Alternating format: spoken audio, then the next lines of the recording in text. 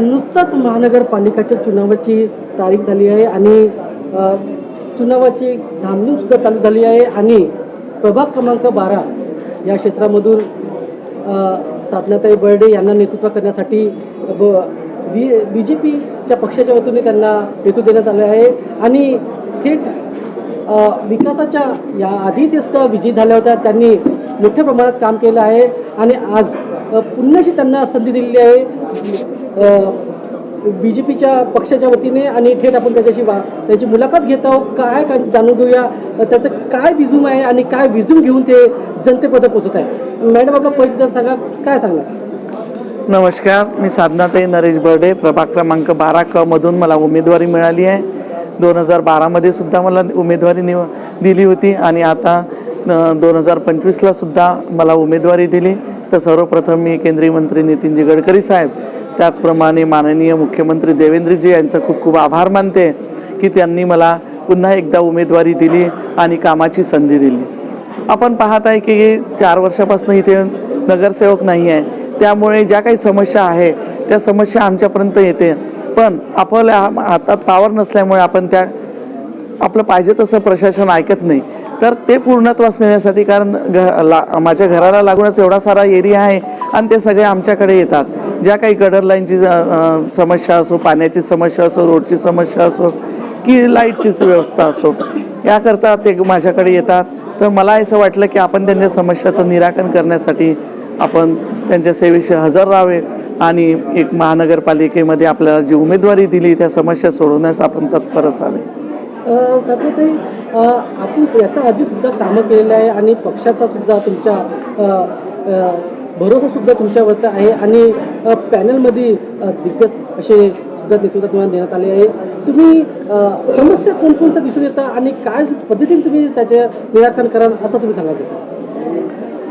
या ठिकाणी outer ward असल्यामुळे समस्या भरपूर आहे आणि स्लमसुद्धा एरिया आहे. इथे आपल्यालाच गंगानगर, जगदीशनगर, गोंड मोहल्ला, मकरधोकडा, त्याचप्रमाणे विश्वासनगर, दीपकनगर, शास्त्रीनगर, सुरेंद्रगड, गिट्टीगदान, इतका मोठा हा स्लम एरिया आहे. ह्या स्लम एरियामध्ये पाहिजे तशी व्यवस्था नाही आहे. गटर लाईन आहे त्या फुटल्या आहे, चेंबरातून पाणी वाहत आहे, छोटे छोटे रस्ते आहे. ह्या सगळ्या समस्याचं निराकरण करावं. जर आपण निवडून आलं तर निश्चितच स्वरूपात आपण त्या समस्याचं निराकरण करू. सध्या ते या आधी सुद्धा की चष्मेच्या डोळ्याच्या तपासणी सुद्धा असे तुम्ही उपक्रम राबवलेले आहे आणि त्या उपक्रमाच्या माध्यमातून लोकांपर्यंत तुम्ही पोहोचलेले आहात आणि आज एक मोठी संधी तुम्हाला मिळालेली आहे. अगर तुमचा विजय झाला तर तुम्ही काय पद्धतीने त्याचा निराकरण करणार?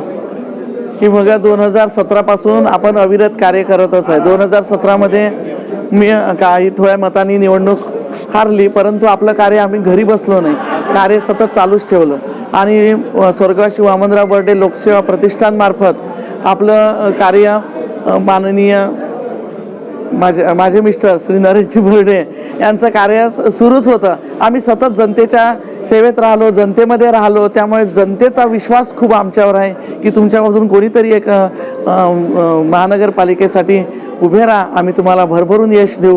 कारण आम्ही 17 पासून सतत आमचे झाडं लावा, झाडं जगवा, त्यानंतर शिबिर घेतले, हेल्थचे घेतले, डोळ्याचे घेतले, चष्मे दिले, त्यानंतर हेल्थमध्ये ज्यांनाही काही समस्या असेल, हार्टच्या असेल, काही असेल, त्यांना औषधं पुरवठा करणे, शाळा सुरू झाल्यानंतर त्यांना वह्या पुस्तकं पुरवणं, त्याचप्रमाणे जो गरीब व्यक्ती असेल त्यांना ॲडमिट करून त्यांची औषधाची व्यवस्था करून देणं, ह्या सगळ्या आम्ही सतत करत असतो. त्यामुळे जनतेमध्ये आमचा वेगळेच आमची छबी आहे. BJP पक्षाच्या वतीने आपला प्रभाग क्रमांक 12 मध्ये एक पॅनल आहे आणि पॅनलमध्ये कोणकोणते कॅन्डिडेट तुम्ही दिलेले आहे सांगता येतात? प्रभाग 12 आमचं 4चं पॅनल कमळाचं, त्यामध्ये आपली माजी महापौर मायाताई युनातेजी आहे, त्याचप्रमाणे दर्शनीताई धवड, त्या आताच आपल्या काँग्रेसमधून BJP मध्ये आलेल्या आहे अशा दर्शनीताई धवड, त्यानंतर मी साधनाताई बर्डे आणि जगदीशजी ग्वालबंशी यांचा मुलगा विक्रमजी ग्वालबंशी.